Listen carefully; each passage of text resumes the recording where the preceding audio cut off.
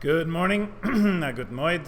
Thanks for tuning into the Kila Chari Torah daily review of Maimonides' 613 mitzvot, the Sefer HaMitzvahs for Friday, September 24th.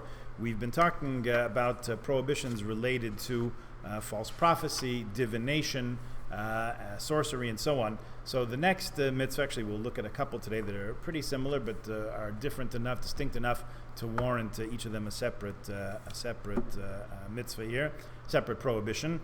Negative commandment number 32 is we're not allowed to regulate our conduct by the stars.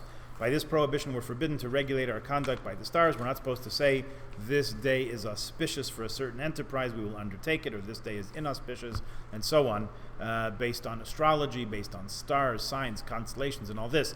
If you followed 35 years ago, 40 years ago, the news from the States. Remember, Nancy Reagan got herself into some hot water over this by influencing the White House staff, or trying to influence the chief of staff, based on the horoscopes of the day. So, in any case, everybody seems like should stay away from that. Next prohibition, number 33, we are forbidden from practicing the art of the soothsayer. What's a soothsayer? One who divines by omens. So someone says, since I've interrupted from my journey, I won't be favored with success, such and such. I guess that's the walking under the ladder and black cat crossing your path kind of things. So, what are some examples they give? Don't say the bread fell from my mouth, or the stick fell from my hand, or a snake passed me on the right. I think we're on the track there with the ladder and the black cat and all that. So don't set your clock by that. Next prohibition, practicing sorcery. What's sorcery? Magic, astrology, and so on. So it seems to overlap a little bit before, but this is all, it says, Maimonides explains, false and deceptive were employed by ancient idolaters to deceive people of various countries and induce them to become their followers. So don't practice this, don't believe in it, don't be fooled by fortune tellers and the like.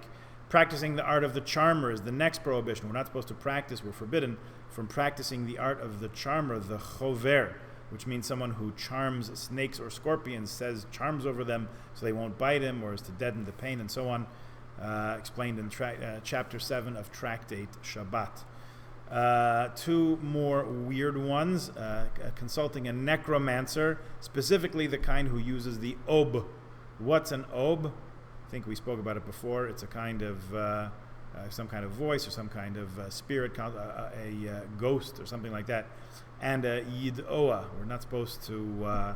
We're forbidden from consulting a sorcerer who uses a yidoa. It's some kind of a voice that speaks from the armpit or speaks from the mouth. These kind of strange things. So sounds as foolish as it is. Don't put any stock in it. These are all from the 613 prohibitions according to Maimonides.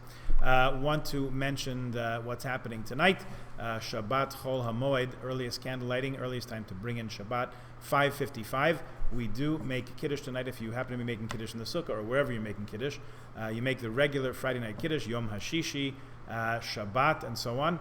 And at the end, after you finish Makadesh HaShabbat, we add Leishev Basukkah if you are sitting in a sukkah. Of course, if you're not sitting in a sukkah for whatever reason, then we omit that prayer. And there's no Shechianu during Chol HaMoed either.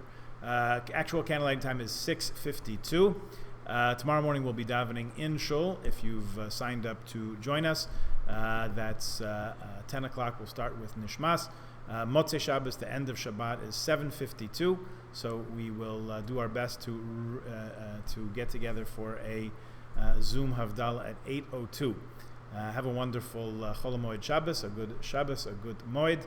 All the very best, and we will see each other after Shabbos and Yirtzeh Hashem. Shabbos.